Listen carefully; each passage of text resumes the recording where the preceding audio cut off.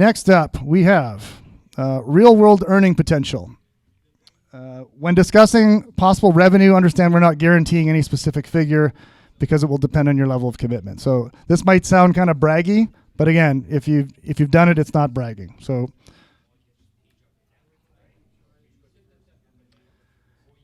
and the curiosity, some people look at my life and they're like, well, he was doing this and then he stopped and then he went and did this and then he stopped and then he went and did this. Some people might say, oh, Craig's just a quitter. And A, I don't care what other people think, but B, the only reason I quit something is because I think I can do better. And as you develop confidence in your life, the think becomes no. I know I can do better. If you're seeing someone else doing something and you think, you know what, I think I can do as good or better of a job as that person. And again, I don't want to get into the comparison thing, but again, I'll go back to that thing I told you, death, taxes. There's people less talented than you making more money doing the thing you want to do. And there's people less talented than you making more. You can take that to the bank. So throw the comparisons in the garbage. So in 2008, 2010, I played part-time at Aussie Rules. Probably did around 200 or 300 shows. I haven't done the math, but it's around that area. And then 2011 to 2015, I played full-time. So every Thursday, Friday, Saturday for every week for about 4 years. And so these are some of the numbers. I'm going to talk about the numbers. They're not super specific, but just based on average numbers here. So in 2015, I performed 165 shows. That's a lot. That's also having a day job and a family, which is kind of crazy. So average income per show was $440. So I'll let you do the math, but basically I did 165 shows in 2015 and I earned $440 average per show. Now let's think about that for a second. 165, there's how many days in a year? 365. So 365 days in a year, I worked 165 of those.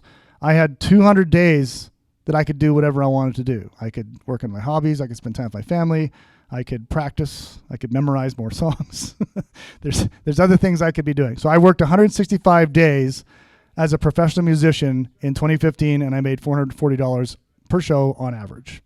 Great. It's a lot of shows though. So curiosity, in 2015, my partner, my friend Pat, he kept saying, can you do this gig? No. Can you do this gig? No. Can you do this gig? No. Can you do this gig? No. Can you do this gig? And I'm watching like thousands of dollars just slip through my fingertips. And in my head, I was like, I don't know if I can keep saying no to this. Corporate shows pay more than bar shows do. And so in 2015, I made the decision to leave the piano bar because I wanted to test the theory that I could make 100% of the income in half of the time. So 165 shows, $440. I'm pleased to report in 2016 I did 86 performances, which is about half, and I made $750 average per show. So I came close to my goal. I set a goal that was a little outside my comfort zone, and I came very close to meeting it. So I'm very proud of myself for that. And again, I'm not trying to brag. I'm just saying this is my commitment to growth and building income for myself. What would it be like if I made the same amount of income in half of the time? So that was a big difference. 165 shows to 86 shows in 1 year. Now, in 2020, I decided to branch out and start my own brand called 176 Keys. And I'm committed to three things. I'm committed to doing high quality, premium, world-class dueling piano shows for audiences. I'm committed to training a group of people who can do the same.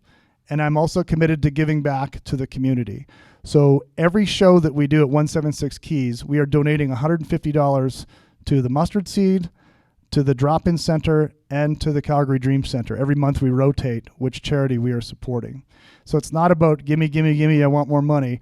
I want to build legacy and I want to build philanthropy. I want to be giving back to people as much as I have been given from the music career that I've built.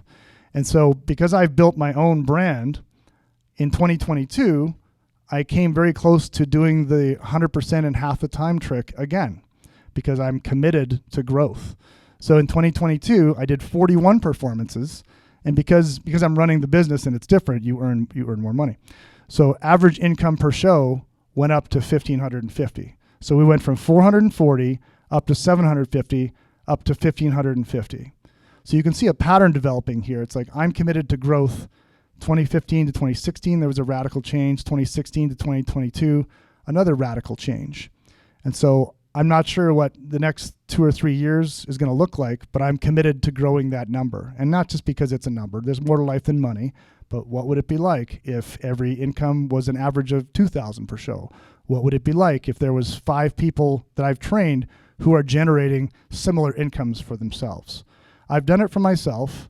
I've done it for 2 other people. And I believe that I can do it for you as well. I'm very confident about that.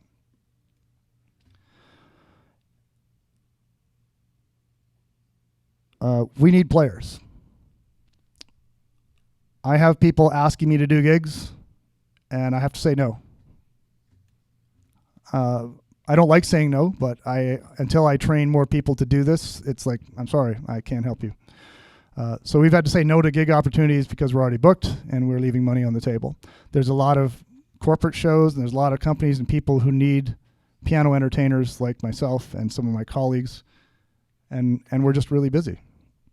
So if you're committed to this, you can be part of the solution to this problem. So by the end of 2024, my goal is to train 4 candidates to perform high-quality 176 keys piano shows throughout BC, Alberta, and Saskatchewan. I found this quote, and I thought I'd put it up here. It says, "You don't wait until you're an expert to do the thing. Doing the thing is how you become an expert." When I started playing at Aussie Rules, there was a few people that thought that I wasn't very good and maybe shouldn't be on stage. And I wound up committing to improving and getting better and taking feedback. And I wound up running the show, being the musical director, upgrading the sound, upgrading the lights, upgrading the show, and making it a more premium experience. And I'm always committed to that. I always will be. So you don't stop doing something you're bad at because you're not good instantly. You keep working at it, and you keep working at it, and you keep working at it. So 2006 feels like a long time ago. It's like 18 years ago. That's when I did my first dueling piano shows, and I didn't really know a lot about how it worked. But because I'm committed to improving and learning and hanging out with other people who are more experienced at it than I am, that's helped me to become the entertainer that I am today. So don't wait to start. Don't wait till you're an expert to do the thing. Doing the thing is how you become an expert.